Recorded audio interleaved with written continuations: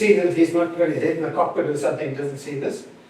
Because, if you give him your 3 turns, and he's away from the first 2, he's waiting for your third, meanwhile you're giving it, okay?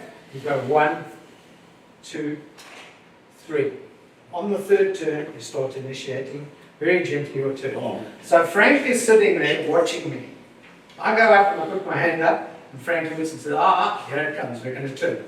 Now already he's ready with power, he knows he's going to have to increase power, the thinking juices are going on, everything is there, and he watches 1, 2, 3, and on with the power. In fact, I teach the guys to crook. As you see that, you're really starting applying power. Okay, and he's there, so that when he lifts, you're already going a bit faster. But, so you anticipate that, you can see you're turning.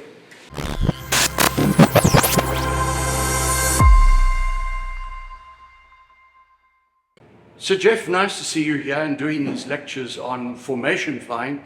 Can you just give me a little bit about it, please? Well, I thought it's very, very important that we all learn to sing from the same hymn sheet. The actual technical side of flying formation is one aspect, but we must all do and obey the same rules. And the rules differ from country to country. So it's not a question of you're competent there, you're competent here. We must just get onto the same wavelength. For example, we need to be able to do the same thing at any shows.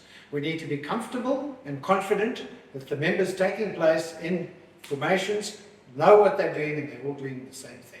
That's what it's about. I'm at the stage where I want to impart the information, I want to give it to somebody else, they must learn this. So I'm putting back. And Jeff, on the board behind you, you've got a number of red Harvard-shaped emblems. Just explain some of that to me, please. Certainly. This is a basic Harvard Vic formation. I call it a Vic formation.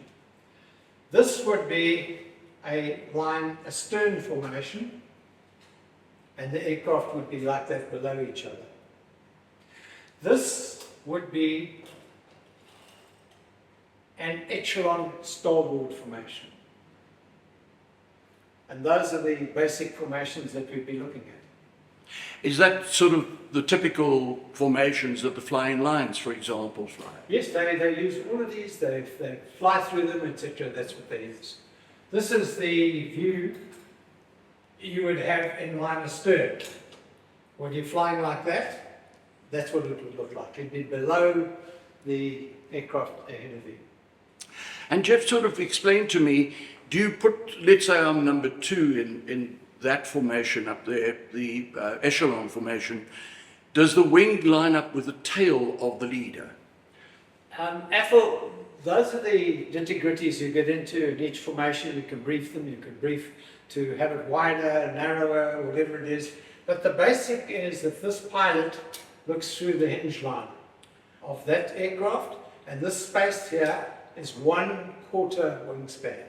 That space there. I get it now. That's where you start. You can always, by briefing, narrow it, make it wider, do what you want to.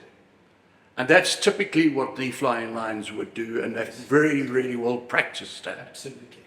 Okay. They're very competent and they've done it multiple times before.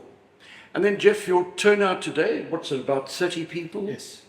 And is that what you expected? Yes. And you've done notes for all these people? Yes, I've got notes for them. Just the notes have been produced generously, the printing generously sponsored by the EAA. By EAA, yes. Okay. And the big yellow file in front of you, that's your SAF training file, isn't it?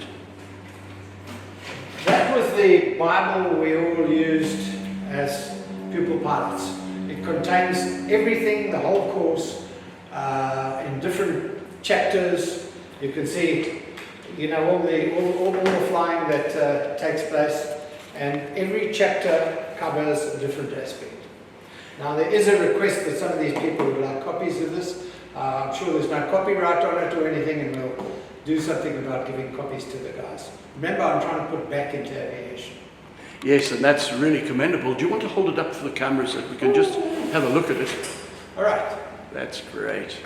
And the aircraft symbolized there is Nelson. And all the chapters are down there.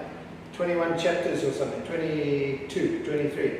And as a puke pilot in the SAF in your day, were you expected to know this book absolutely by heart? Well, absolutely. You went through each aspect of each chapter in turn, and you had to be competent on each chapter. It was a 200-hour course that we did.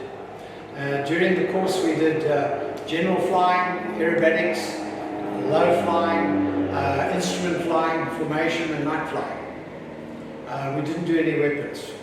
Okay, and that was all at Denotta in those days? Yes. And then where did you do the weapons? I had to go to Bloemfontein or even to Longbourn. And that's where you, in the same Harvards? Yes, yes. And that's where you went and started shooting and carrying light bombs or something? Yes, yes. And were there rangers at Langebaan? Yes, there's a range north of Langebaan and down in the islands and things. But at Bloemfontein was the most popular because we could use the Army's range they have there. Okay. And Jeff, how many hours did you fly in a Harvard? I've got over 2,000 hours in the Harvard. In the Harvard? You actually own a Harvard store? Well, I owned one for 27 years. I sold it a year ago too. I'm sure you miss it. Davidson. I'm sure you miss it very much. I do. Yes, yes. But you've still got your tiger moth. Yes, I have. And what else do you have in your... I still have a tiger moth and a super cup. And a super cup. Yes, that's lovely. Jeff, thank you very much for speaking to us.